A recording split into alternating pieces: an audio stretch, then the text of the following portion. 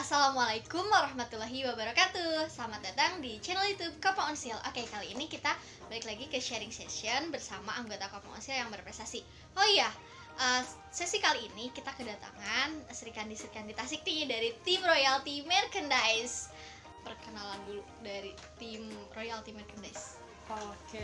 Oke teman-teman, perkenalkan nama saya Farhana Tresnawati. Saya dari jurusan Ekonomi Pembangunan angkatan 2017 dan saya di Royalty itu sebagai Chief Executive Officer gitu sih.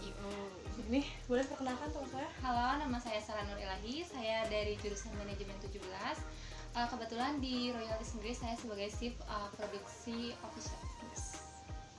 Dan saya Hana Fitriana dari Ekonomi Pembangunan 2017 sebagai Chief Financial Officer. Oh, keuangannya ya. Iya. Bisnis Royalty Merchandise itu awalnya dari mana? Oke, jadi Royalty Merchandise itu berawal dari sebenarnya dari gimana ya? Dari tugas sih sebetulnya. Oh, tugas. Karena kan saya sendiri itu dari jurus Fakultas Ekonomi ya, Fakultas Ekonomi, dan kebetulan ada tugas membuat laporan kewirausahaan, proposal seperti itu. Dan saya disitu kayak gimana ya, dituntut juga sih untuk membuat bisnis tapi yang kreatif, inovatif itu apa gitu. Saya juga sempat berpikir apa gitu ya, tanda tanya gitu. Dan semenjak saya masuk kuliah itu saya emang udah ada niatan untuk membuat bisnis, tapi itu belum kebayang bisnis itu apa. Tapi yang penting nih teman-teman, itu bisa pertama itu teman-teman harus membuat niat dulu sih. Yang penting niat dulu. Terus alhamdulillah mungkin ada tugas proposal yang dibantu itu kita untuk menuntut membuat bisnis apa. Nah, di sana saya melihat bahwa sepertinya nih, karena kan saya tuh basicnya tuh kayak lebih ke acara-acara kayak gitu kan, event-event. Jadi kayak gimana sih kalau misalkan saya ada peluang di bisnis merchandise ini gitu sih. Iya, sebenarnya selain di pernikahan ini juga bisa di mana aja ya, Teh? Iya, betul. Terutama di acara seminar-seminar ya, seperti souvenir. Ya, gift gitu. Ya, gift dan kado kita, juga bisa ya? Iya, bisa kado. Nah, rencana nih kita juga ada paketan itu ya untuk planting ya. Oh, planting itu Nanam kayak buat hidroponik, buat di pekarangan rumah, itu nanti ada paketan kayak Ada gitu. paketannya. oke, jadi model bisnisnya berkembang gitu nih Iya. tahun ini Nggak ke rencananya. arah Souvenir aja gitu. Wow, keren. Nah, berarti Teh Farhana itu sebagai konseptor idenya gitu, pencetus idenya ya. Iya, pertama. Tapi kenapa harus tanaman atau biji tanaman ini, Teh? Benih, kenapa harus benih Iya, tanaman? benih. Karena pertama gitu ya, kita beda dari yang lain kan. Kalau orang yang pernikahan itu rata-rata centong nasi, gelas kan, yang lainnya. Nah, kenapa benih? Karena di pikiran saya itu, kita itu kan sekarang Indonesia itu lagi ada proses apa ya, kita ketahanan pangannya tuh masih menurun gitu ya.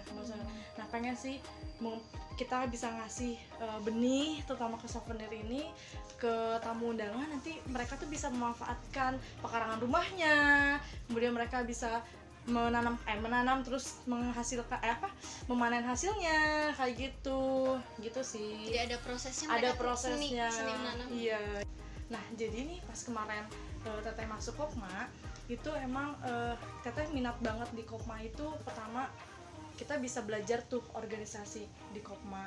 Terus kita juga banyak banget teman relasi, karena kan di Kopma itu banyak dari jurusan-jurusan yang lain, gak hanya dari Teteh yang basicnya dari Fakultas Ekonomi, tapi kan kita bisa berteman sama Fakultas Teknik, sama FKIP, sama yang lainnya. Jadi teman Teteh tuh banyak di sana tuh ya di Kopma ini nih. Jadi teman-teman nih kalau yang belum masuk Kopma wajib ikut masuk Kopma nih, karena emang bener banyak banget kegiatan-kegiatan, apalagi yang bisa melatih kita untuk berpikir, terutama memecahkan masalah itu sih. Karena bisnis itu berawal dari masalah, bener nggak sih?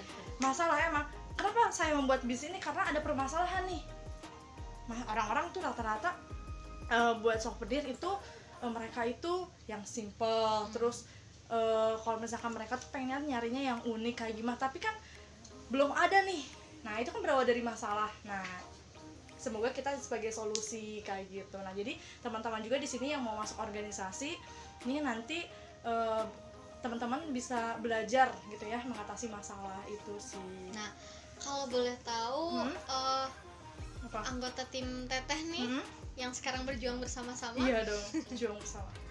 Itu tuh dari Kopma juga atau ada relasi juga sangkut pautnya dengan Kopma? Kebetulan kalau saya sih nggak ikut Kopma, cuma emang satu organisasi sama Farhana, jadi udah kenal cukup lama. Iya. Saya juga nggak ikut Kopma, cuma satu jurusan sama Farhana, jadi Iya. diajak gitu. Tapi sering join jajan gitu. di Kopma. Oh kalau ini iya. Paling satu jurusan. Kalau Tete tadi Satu organisasi Di satu mana? di BEM. oh di BEM, jadi itu relasi juga dari organisasi ya Teh ya. Keuntungan dari organisasi itu Yes, kita betul. punya relasi yang kuat. Yes. Apapun organisasinya juga yang penting berorganisasi Iya aja ya. betul. Apapun organisasinya, kita tuh kelebihannya kalau kita mau buat bisnis gini, kita pertama punya tim. Kita tahu kelemahan potensi dari masing-masing orang tersebut gitu ya. Gitu sih berawal dari organisasi sih. Nah, kenapa Teteh akhirnya memutuskan untuk bertiga? Kenapa nggak 2 orang gitu? Gak dua Atau orang. kenapa akhirnya ada Teteh ini dan Teteh ini? Karena udah takdir tuh. Udah ditakdirkan untuk kadang kan apa? kadang kan aku juga bingung gitu. Iya. Aduh, aku mau pengen bentuk tim nih, Iya, tapi bingung nih. siapa gitu orang yang cocok buat jadi partner tim aku gitu. Nah, Takutnya itu dia. takutnya tuh dia tuh baperan atau nggak sesuai lah dengan aku. Itu gimana? Nah, mau Bisa jawab Seleksinya. Nah, juga, itu tadi kamu tuh udah ngejawab sebenarnya. Gimana sih yang udah cocok sama kita? Nah itu Teh, jadi salah satu yang bikin kita, ya kita udah cocok, itu udah sama-sama tahu, sama-sama kenal, makanya kita udah yuk join gitu. Kalau misalkan kita udah ngelihat sifat orangnya, karakternya, dan pasti gak bakalan cocok nih, ya itu berarti gak jodoh lagi gitu. Buat ngukur kecocokannya dari mana nih Teh? Apa ya, mungkin sama pemikiran kayak Oh, gitu. pemikirannya. terus kayak basic dari masing-masing kita, kayak misalkan ini Hana basicnya emang dia di keuangan gitu, dia bagian manajemen produksi, emang udah kelihatan gitu basic-basicnya. Jadi kalau pas gini pembagian tuh tinggal kita diasah aja gitu. Nah, iya penting banget tadi. Teteh kan ini katanya menarik nih. Keuangan, produksi, berarti ini CEO, berarti bagian konseptor ya Teh ya. Boleh marketing juga. Oh iya, bisa. marketing Pokoknya bisa. semua bisa deh. Harus bisa sih Harus CEO bisa mah. semua. Nah, kadang ada juga orang yang bingung, aku tuh pengen bisnis, cuman aku tuh pemalu. Gimana tuh Teh? Kita juga Berarti dia pemalu. harus nyari Malu-maluin gitu. berarti dia harus cari tim yang kayak gimana? Atau Nah. yang pemalu itu cocoknya tempatin di mana? Gini ya, kalau misalkan saya pengen bisnis tapi pemalu, kan ada tim. Nah, gimana kalau tim yang satu laginya cari timnya salah satu orangnya yang nggak pemalu gitu. Jadi bisa saling menutupi lah, saling melengkapi, itu sih penting itu. Tapi lama kelamaan karena memang awalnya mungkin karena nervous, pemalu, tapi kalau misalkan kita sering dijalani, termasuk kayak organisasi, pertama kan malu sih ya kita organisasi gini, kayak ngomong di depan orang banyak itu malu, nggak pede gitu. Tapi kan kalau karena kita sering melakukan kayak gitu, insya Allah kita itu akan mengurang sih gitu. Mau jawab juga? Boleh, Iya. boleh. Kalau sekarang sih gak ada alasan kalau yang pemalu gak bisa Mhm. bisnis. Soalnya kan sekarang kebanyakan pakai gawai, kan online juga, jadi Yes. cuma nggak langsung tatap muka, cuma via chat juga kan kita mengurangi rasa malu itu. Jadi tinggal order, kirim, beres. Jadi gak ada alasan sih buat kalau bisnis. Dalam membuat tim itu yang pertama, kalau prinsip aku ya, kalau misalnya kita membentukkan tim di awal itu, kita nggak boleh terlalu banyak orang gitu, karena di awal itu ya menurut dosen aku sih ya, itu 2 orang sampai 3 orang juga udah cukup sih untuk membangun kayak basic dasarnya, diperkuat dulu 3 orang itu. Nanti misalkan kalau misalkan kita mau merekrut yang lain, itu nanti bukan masuk ke tim intinya gitu. Kalau misalkan tim inti sih lebih baik jangan terlalu banyak gitu sih. Yang penting semuanya nih kayak yang penting-pentingnya tuh udah bisa kepegang lah. Yang penting-penting itu apa aja Teh? Nih kayak misalkan kayak kalau di royalti ya keuangannya, kayak gitu, sisi marketingnya, yang sisi manajemen produksinya, kayak gitu sih udah kepegang. Itu yang poin inti yang sering kita lakuin gitu sih. Oh, yang penting harus ada 3 itu ya. Iya. Siap-siap. Nah, berarti adanya pembagian kayak gitu ngaruh ke tugas masing-masing. Betul. Nah, termasuk nggak nih ketika penyusunan proposal bisnis? Kan katanya Royalty Merchandise kan lolos pendanaan Iya. kompetisi bisnis mahasiswa Indonesia kan, Iya. KBMI. Alhamdulillah belasan juta ya. Alhamdulillah. Dijajanin nggak? Jajan bakso. bahan baku Oh ini. iya. Bahan baku. Nggak jajan Semuanya. bakso Teh. Kirain jajan bakso. Nah, kalau boleh tahu nih, berarti gimana cara penyusunan proposalnya, mengelola waktunya, pembagian tugasnya, apakah sama dengan biasanya ini bagian operasional? Jadi pas pembuatan proposal ini kita juga sesuaikan sama pembagian tugas dari kita ya. Jadi sebenarnya saya kan jadi di bagian keuangan, dimana jadi mengatur bagaimana jumlahnya dengan harga berapa gitu. Jadi menentukan kuantitas yang mau dibeli untuk persediaan kayak gitu, peralatan dan sebagainya gitu. Dalam pengajuan soalnya kan ada harus benar-benar jelas gitu. Jadi, apa sih usaha kita dari mulai keuangannya, produksinya, Iya. marketingnya, emang harus dijelasin. Jadi kita tuh kan di teman-temannya boleh tahu ya, jadi KBMI itu penyusunan proposal itu kan kita dikasih format nih.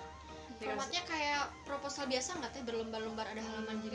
Iya, beda sih, emang ada bedanya sih ya dibanding sama yang biasa. Jadi sisi finansialnya, dari sisi produksinya, jadi lebih ke identitas Lebih jelas dari ya. Identitas bisnisnya itu seperti apa. Nah, kita tuh di sini pas penyusunan, mau diceritain nggak penyusunannya kayak gimana? Boleh. Biar kebayang gitu bagaimana perjuangannya. Karena kan orang mikir, oh itu pengen ikutan lomba biar menang kayak royalti belasan juta ya, tapi mereka tuh nggak tahu proses di belakang itu Iya, gimana bener. gitu. Aduh, ada suka dukanya juga sih kita selama Dukanya proses. aja deh. Dukanya aja deh ya. Sebenarnya kita penyusunan proposal ini bisa dikatakan sekilat lebih cepat gitu. Deadliner dong. Deadline. Iya. Betul banget. Jadi sebenarnya kita di awal itu pernah mendengar KBMI gitu ya, sempat selintas di telinga, tapi kita belum mempersiapkan dan belum tertarik gitu adanya kompetisi ini. Tapi Hamin 1 pendaftaran itu tiba-tiba saya ditelepon sama pihak dosen untuk mengajukan ke KBMI, karena kan sebelumnya royalti ini alhamdulillah sebelumnya sudah dapat pendanaan dari pihak UPT Kewirausahaan juga alhamdulillah. Nah, terus diajukanlah, direkomendasikan untuk ke KBMI. Nah, namun kita emang udah Hamin 1 nggak siap sama sekali ya, maksudnya tuh belum ada persiapan. Ya, dicoba dulu aja, mudah-mudahan katanya bisa beres Hamin 1 dalam waktu Hamin 1 itu. Nah, kita nih bikin nih dalam Hamin 1 kita udah pasrah dong, karena kan dari sisi finansial meng-RAB semua kebutuhan kita tuh nggak cukup ya waktunya. Terus kan pokoknya kita udah pasrah banget. Tiba-tiba yes, benar, kita dapat pengumuman bahwa KBMI itu diperpanjang 1 minggu kan. Dari situ kita alhamdulillah tuh ada kesempatan waktu untuk ngegede buat mempersiapkan dari sisi. Jadi kita dibagi-bagi. Jadi untuk proses pembuatannya teman-teman biar terfokuskan, kan tadi itu udah ada pembagian tim ya. Jadi lebih difokuskan, misalkan nih bagian finansial semuanya diatur oleh pihak keuangan gitu. Misalkan bagian produksi, kalau saya bagian identitas bisnisnya. Jadi pas ya kita tuh fokus dulu nih di masing-masing dulu penyusunan proposal biar efektif. Nanti kalau misalkan udah selesai kita gabungin baru kita revisi gitu. Mantap, keren. Iya. Nah, tadi kan deadliner banget tuh. Nah, mepet bener, banget. Tapi mepet banget. kenapa masih ada motivasi buat ikut? Sebelum kita masuk mau tanya-tanya tentang kendala selama perjuangan, aku mau minta tolong Teh Hana di samping aku, boleh nggak? Biar lebih enak gitu ya, supaya lebih dekat gitu. Untuk penyusunan proposal, kendala buat kita dimana itu memanage waktu ya. Soalnya kan kita walaupun misalkan emang kuliahnya agak online ya, tapi tetap kan ada tugas dan yang lainnya, serta harus memanage waktu lah untuk menyusunan proposal itu ya. Oh, ada hambatan dari eksternalnya nggak Teh? Misal gangguan dari orang tua, perizinan dan lain-lain? Alhamdulillah sih kalau misalkan orang tua, orang-orang terdekat selalu mensupport kita ya untuk mengembangkan usaha ini gitu. Jadi semangat terus ya. Iya. Si bisnis tuh yang paling pertama itu kendala itu modal ya, karena kan kita mahasiswa gitu, belum punya penghasilan gitu ya. Nah, berawal kita, apalagi ini royalti bisnisnya emang butuh modal yang cukup besar juga. Nah, tapi kita semaksimal mungkin kita ngeluarin dulu modal uang saku dari pribadi gitu ya, kita matungan dulu. Tapi dengan adanya kesempatan kita ada KBMI ini, lomba KBMI ini, ya kita jadi semangat. Siapa sih yang nggak mau didanain gitu buat bisnis? Iya kan, buat modal.